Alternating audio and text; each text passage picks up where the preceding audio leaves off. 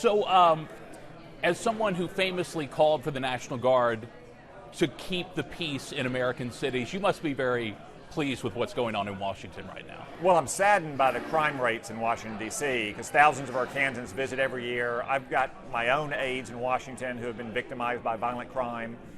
So it's sad that it's come to this point. I think the president made the right decision. We as a federal government have exclusive authority over Washington, D.C., which is a federal city. That's the way our founding fathers intended it. So the National Guard has been called out in a kind of a logistical support role, and then you have other federal law enforcement agencies like the FBI that are working with the D.C. police to try to crack down on some of the worst criminals in the city. I was just visiting today with the FBI Director Kash Patel, who was briefing me on some of what they've done in the last few nights, taking on some of the hardest targets with some of the FBI's most highly skilled agents. So I think you're going to see a marked improvement in crime rates and homelessness in Washington, D.C. It once again needs to be a sterling jewel of America where not just Arkansans can come visit, but all Americans and really anyone from around the world that we can all be proud of. How do you think the National Guard can succeed in areas where a major metropolitan police force has not been able to succeed? Well, the Guard is mostly providing logistical support, not on the street like patrolling and trying to stop people from stealing bicycles or carjacking innocent civilians. But what they can do by providing that logistical support, traffic control, crime scene control, other kinds of intelligence support, will free up more D.C. police officers in addition to those federal law enforcement officers like the FBI or the DEA or the Park Police to focus on arresting the bad guys that have really overwhelmed the D.C. Police Department. You've lived in the district for, I think, 13, 14 years now. Do you feel it's a safe place? It's much worse than it was when I got there as a House member in 2013.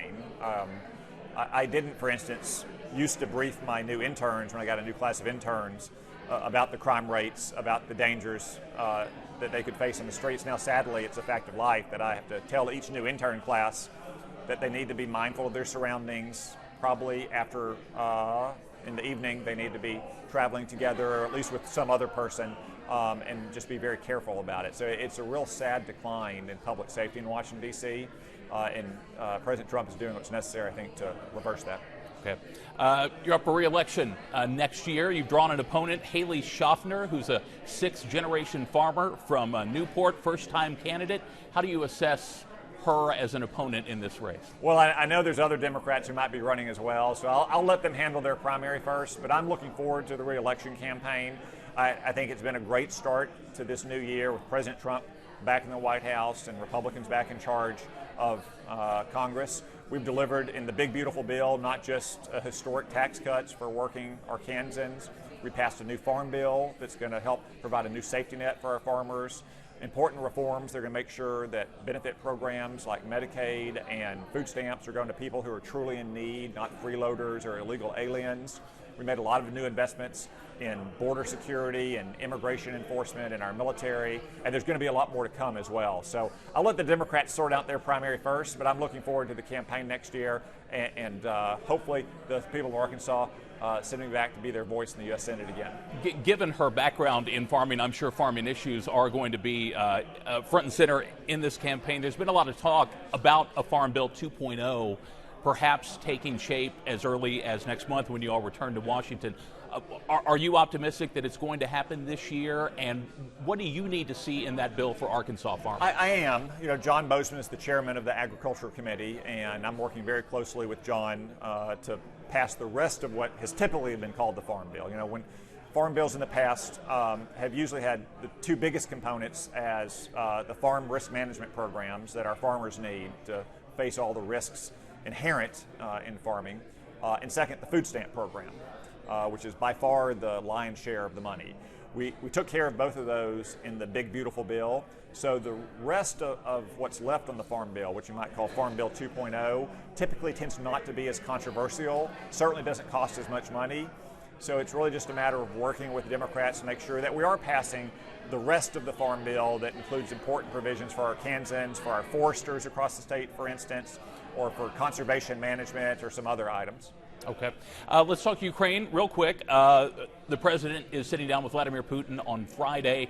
The EU will not be involved. President Zelensky will not be involved. They're concerned that they don't know what the president wants from Putin. What do you believe he wants? Well, the president said he really views this as kind of a sensing session to see if Vladimir Putin is serious about any kind of peace agreement in Ukraine.